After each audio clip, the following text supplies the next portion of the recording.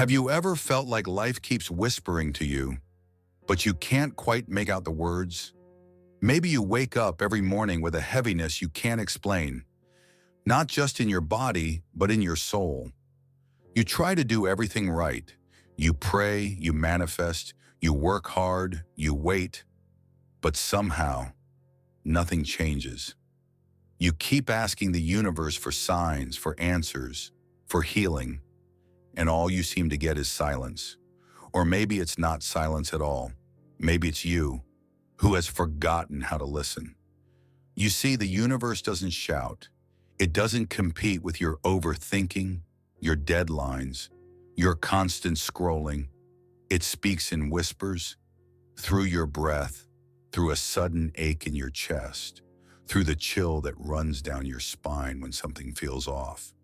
It's been trying to reach you, not through miracles, but through moments you keep missing. Every delay, every heartbreak, every sleepless night, they're not punishments, they're messages. But here's the truth no one tells you. You can't hear the universe when you're drowning in noise. The noise of fear, of self-doubt, of busyness disguised as purpose. The healing you've been chasing, it's not hiding, it's waiting, quietly, for you to be still enough to hear it. So before we go any further, take one breath right now and ask yourself, what if life isn't against you? What if it's speaking to you and right now, and this moment, is the first time you're finally listening?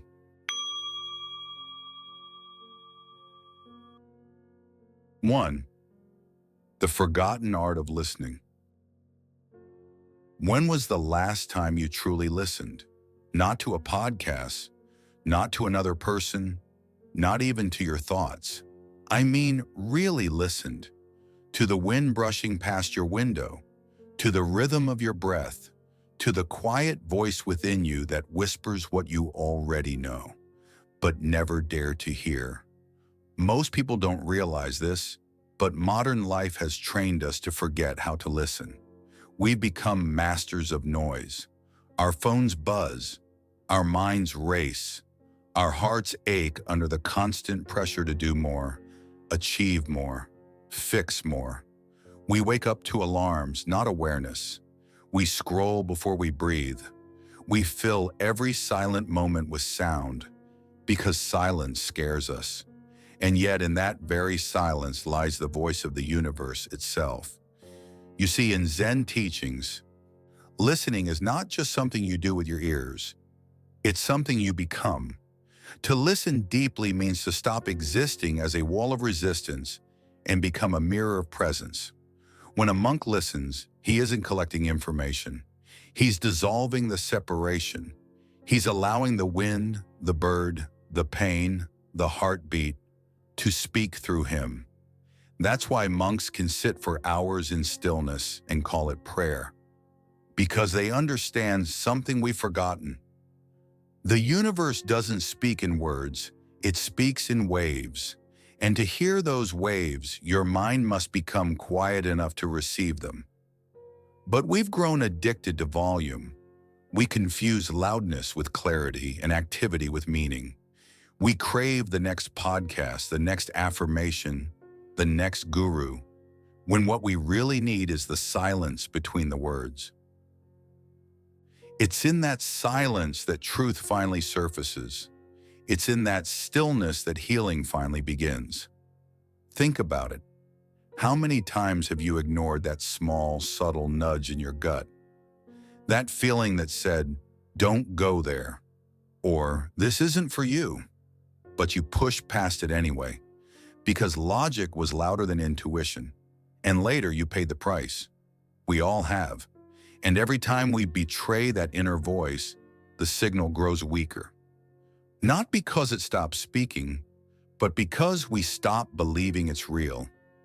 Listening is not passive. It's not the absence of action. It's the presence of awareness.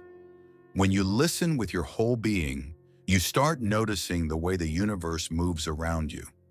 You begin to see patterns where you once saw chaos. You begin to sense meaning in what you once called coincidence. That's not superstition, that's sensitivity, the kind that reconnects you to the living fabric of existence. There's a saying in Zen, when the student is ready, the teacher appears. But the teacher was never missing. It was your attention that was absent. Your healing, your guidance, your answers. They've always been right here, humming quietly beneath the noise. But like a radio tuned to the wrong frequency, you can't receive the signal if your dial never stops spinning. To listen deeply means to stop tuning outward and begin tuning inward.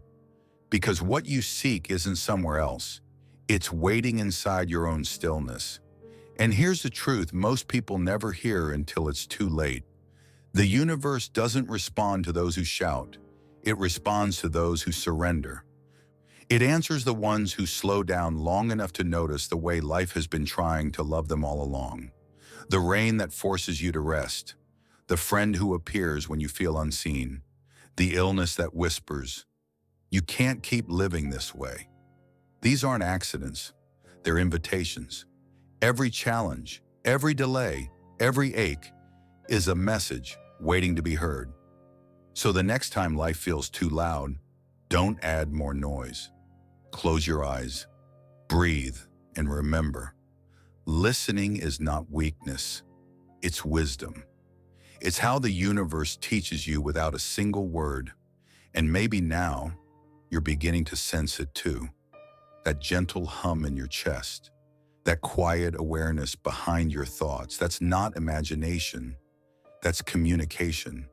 Because before the universe ever speaks in signs or miracles, it speaks through your body. Through every heartbeat, every tension, every breath. Your body has always been the first messenger. And if you can learn to listen to it, you'll realize the universe was never far away. 2. Your body. The universe's first messenger. What if your body has been speaking to you all along, but you've been too busy trying to silence it? The headache that returns every evening, the chest that tightens before certain conversations, the gut that knots when you force yourself to say yes, when your whole being wants to say no. What if those aren't malfunctions, but messages? We live in a culture that tells us pain is an enemy, something to be suppressed, medicated, or ignored. But in Zen, pain is sacred communication. It's the universe tapping your shoulder, whispering, "Please look here." Because what the mind refuses to face, the body begins to speak. And what you keep silent emotionally, your body will eventually shout physically. Maybe that's why you feel tired even after sleeping 8 hours. Maybe that's why your heart races for no reason, or your back aches even when you're sitting still, because your body remembers everything your mind tries to forget. Every unspoken, "I'm not okay," every forced smile, every swallowed truth. The body is not punishing you, it's protecting you, begging you to listen before it's too late. Science now echoes what Zen monks have known for centuries. Stress and repressed emotion change your biology. Every thought you think releases chemicals into your bloodstream. Every fear, every resentment, every unspoken grief becomes a vibration that your cells must hold. The mind hides, but the body keeps score. That's why healing can't just happen in your head. It must happen through awareness, through presence, through listening. So the next time your body aches, instead of asking, "What's wrong with me?" try asking, "What are you trying to tell me?" Because your body doesn't need more criticism. It needs compassion. It doesn't want to be fixed. It wants to be felt. I remember sitting with a woman who had lived with chronic pain for over a decade. Doctors had no explanation. Tests showed nothing. But the moment she allowed herself to cry, really cry, her shoulders, tight for years, began to release. not because the pain magically vanished, but because it was finally acknowledged. Sometimes the most powerful medicine is being heard, and your body, your loyal, patient body, has been waiting to be heard for years. Think about it. Your body has never abandoned you. It kept breathing when you wanted to give up. It kept beating when your heart was broken. It held you through every storm, every loss, every sleepless night. And yet, how often have you treated it like an enemy? How often have you punished it with your thoughts? I hate my body. I wish it looked different. I can't stand how weak I've become. But if you spoke to a child that way, would it ever feel safe again? The body listens to every word, every thought, every emotion you send its way, and it responds accordingly, with tension when you attack it, with openness when you love it. So what if the first step toward healing isn't treatment, but tenderness? What if every symptom is your body's way of saying, please come home. Tonight, try this. Sit in silence. Place your hand where it hurts most.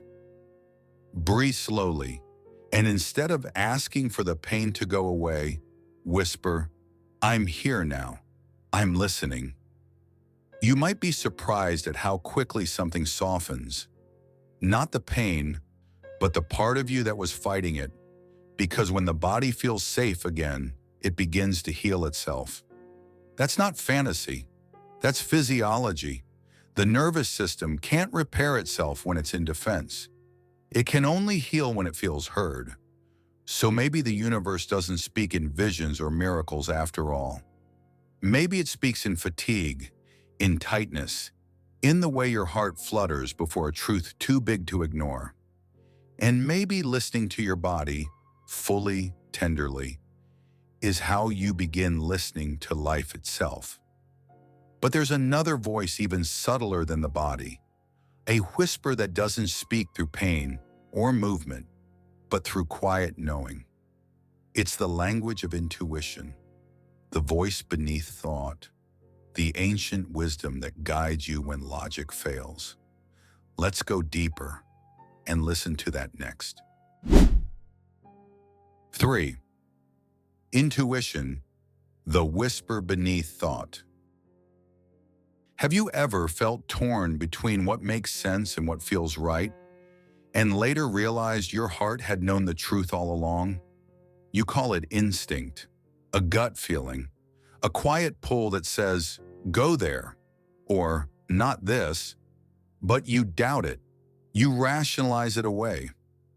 You let logic talk you out of what your soul already knows. And afterward, when the pain hits, you whisper to yourself, I knew it. That voice, the one you keep ignoring, is your intuition.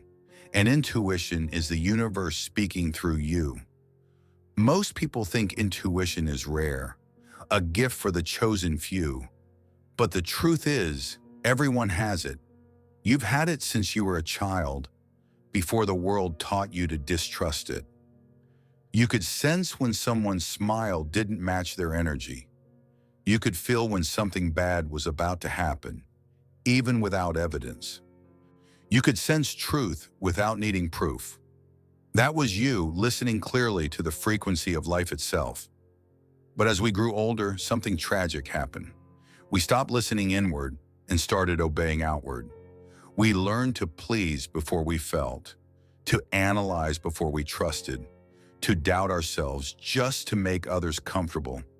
And slowly the voice that once guided us grew quieter. Not because it stopped speaking, but because we stopped believing it mattered.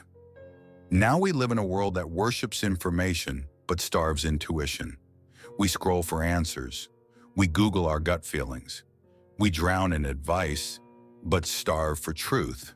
And yet deep down, something inside us aches to return to that inner compass, to remember how it feels to just know. Here's what no one tells you. Intuition is not mystical, it's biological. Your body carries ancient intelligence, A nervous system designed to sense energy long before your mind interprets it. That flutter in your chest before a big decision, that pit in your stomach before something feels wrong, that's not random. It's your body decoding universal signals faster than your thoughts can. Science now calls it interoception. Zen calls it knowing without thinking. The universe calls it guidance. But because intuition doesn't shout, most people miss it. It speaks softly like a breeze brushing your skin. And if you're busy, fearful, or distracted, you'll walk right past it. And then you wonder why you keep repeating the same painful cycles. Wrong jobs, wrong people, wrong paths. Not because the universe betrayed you, but because you weren't still enough to hear its whisper. Intuition never demands. It invites. It won't beg for your attention.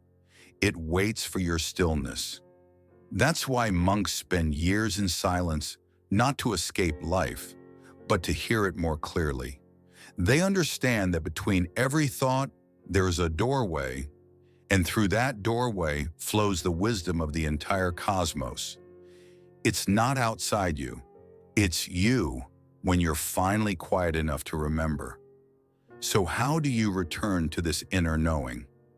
Start by creating small spaces where you don't need to know anything.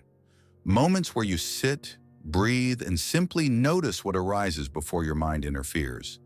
If your intuition could speak, it would say, "Stop trying so hard to find the path. I am the path." Here's the hard truth. Your mind seeks control. Your intuition seeks connection. Your mind fears the unknown. Your intuition lives there. And the moment you stop trying to figure everything out, you begin to feel your way through it. That's when synchronicities happen. That's when the right people show up at the right time. That's when life stops being a battle and starts becoming a conversation. But remember, intuition can only speak where silence exists. And silence in today's world is almost extinct. We fill every pause with distraction, afraid of what we might hear in the quiet. But what if silence isn't empty? What if it's full?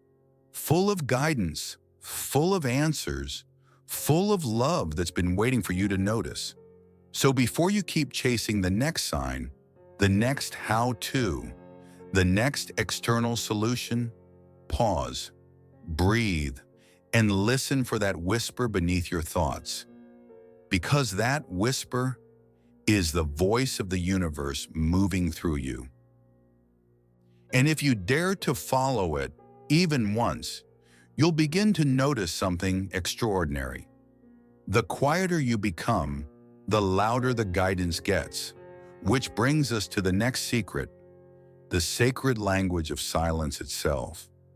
Because only in silence does the universe stop whispering and finally begins to speak clearly. 4. The language of silence, where the universe speaks clearly. When was the last time you truly experienced silence? Not just the absence of noise, but that deep, living stillness where time seems to stop and something ancient begins to breathe inside you. Most people don't know this kind of silence anymore. We filled every inch of our lives with distraction, endless scrolling, constant notifications, background music, even noise while we sleep. We tell ourselves we hate the chaos, yet we're terrified of what we might hear if it ever stopped. Here's the quiet truth. We don't fear silence because it's empty. We fear it because it's honest. In silence, the masks fall, the roles fade, and suddenly you come face to face with everything you've been running from. The loneliness, the regret, the ache you've buried under busyness. That's why we fill the space, because silence doesn't lie. It reflects, it mirrors, it shows you who you really are when no one's watching. And that's exactly why it's sacred.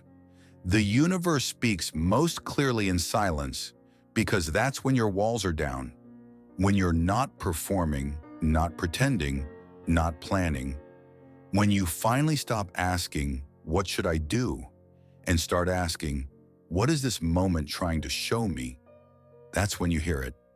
Not as a voice, but as a knowing, a vibration that moves through your chest and says, "This way." But modern life has made silence feel like failure. If you're not producing, posting, proving, you feel like you're falling behind. So we fill every pause with something productive. We multitask healing. We rush to rest. We even meditate with timers and progress bars. But silence cannot be scheduled. It must be surrendered to. The monks understand this. That's why they wake before dawn and sit in stillness, not because they're escaping the world, but because they're listening to it. They know that silence isn't the absence of sound. It's the presence of awareness. It's the place where everything slows enough for truth to surface. It's where the mind unclenches, the heart softens, and the body finally exhales after years of holding on. You see, silence doesn't fix you. It reveals you. It brings what's hidden to light, not to punish you, but to purify you.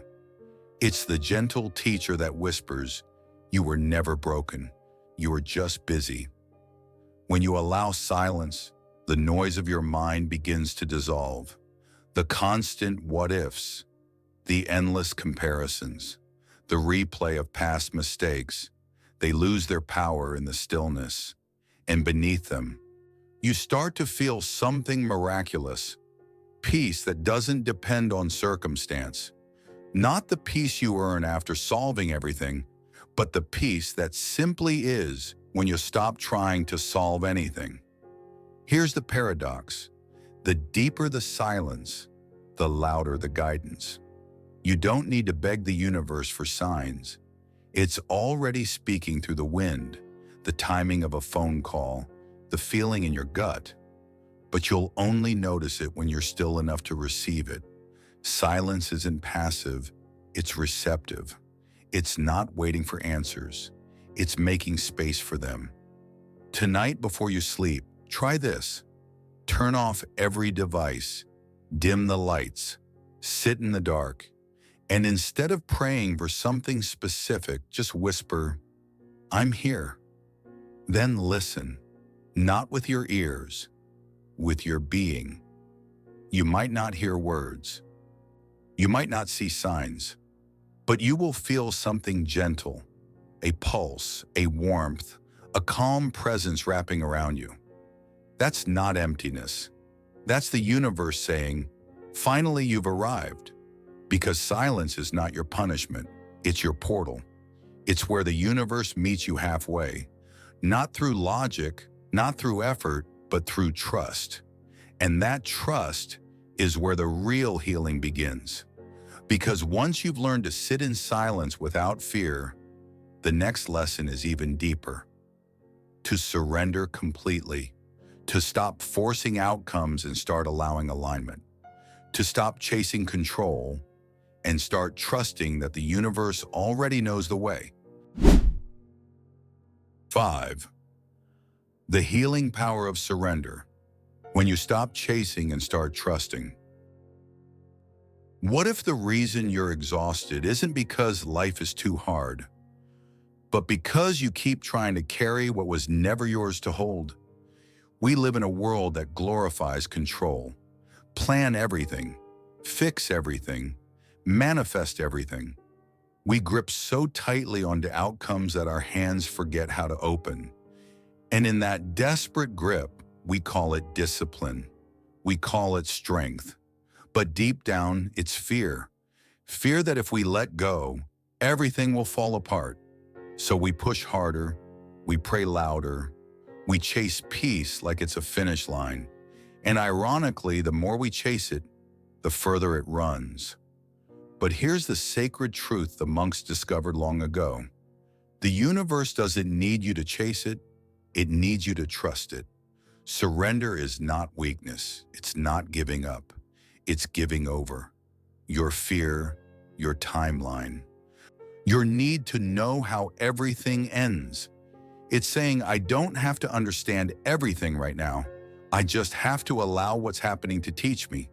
Have you ever noticed how the moment you stop fighting the current, the river carries you effortlessly? That's what surrender feels like. The struggle doesn't disappear, but it stops defining you. You begin to realize that life was never trying to drown you. It was trying to show you how to float. But most people don't surrender until they've suffered enough to have no other choice, until their plans collapse, until their hearts break, until they've tried every method, every affirmation, every way of controlling what refuses to be controlled. And in that moment of defeat, something miraculous happens. The noise quiets, the tension releases, and a small voice whispers, "You can rest now." That's surrender, the sacred moment when the soul exhales after years of holding its breath. Think about it. How many times in your life did things work out after you finally stopped forcing them? The relationship you released made space for someone better. The job you lost that led to your real calling. The breakdown that became the breakthrough. That's not a coincidence. Well, that's alignment. The moment you stop trying to bend life to your will, life finally has room to move. Because the universe doesn't respond to control, it responds to cooperation. You were never meant to command the wind. You were meant to sail with it. Surrender is that shift, from demanding to allowing, from fear to faith. It's realizing that your timeline isn't delayed, it's being divinely rearranged. And maybe the things you're praying for aren't missing, they're maturing. Maybe your healing isn't late, it's aligning with your readiness. Maybe what you call rejection is really redirection. The universe steering you where your soul can actually breathe. Try this. Instead of saying, "Universe, give me what I want," say, "Universe, show me what I need." That one shift changes everything. Because the moment you stop demanding outcomes, you start receiving guidance. And when you trust that everything happening, even the pain, is part of your path, you no longer live as a victim of life, but as a student of it. Surrender doesn't mean you stop caring. It means you stop clinging. You still move. You still dream. But you move with grace, not grasping. You dream without desperation. You act without anxiety. And that's when the universe begins to flow through you, effortlessly, beautifully, faithfully. So tonight, if you're tired of fighting, tired of trying to control every detail, just say this softly: "I don't know how this will unfold, but I trust that it will." And breathe. Because surrender isn't the end of your journey. It's the beginning of peace. And once you've tasted that peace, that sweet, quiet trust, you'll realize that what you were chasing was never outside you. It was always within. Because the moment you surrender, you come home. Home to the stillness, the love, and the infinite intelligence that was guiding you all along. 6. Coming home. The universe inside you. Maybe the greatest journey of your life isn't somewhere far away. Maybe it's the one that leads you back to yourself. You've spent years searching for answers in books, teachers, signs, and prayers. You've chased the next fix, the next healing, the next right path. But what if the path was never meant to be found?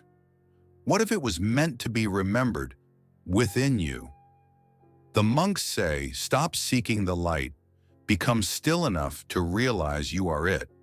And maybe that's what the universe has been whispering all along. Not do more, not be better, but come home. Home to the breath that never left you. Home to the body that's been waiting for your kindness. Home to the silence that isn't empty, it's sacred. Because when you come home to yourself, The universe no longer feels distant. It beats inside your chest. It breathes through your calm. It speaks through every moment you choose peace instead of panic.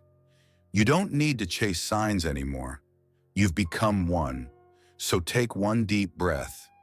Whisper, "I am home," and feel the entire universe exhale with you. If this message touched something inside you, pause for a moment and share it with someone who needs to remember too. Like this video, subscribe, and help this space reach more hearts ready to heal. Because every time you return to yourself, you help someone else find their way home too.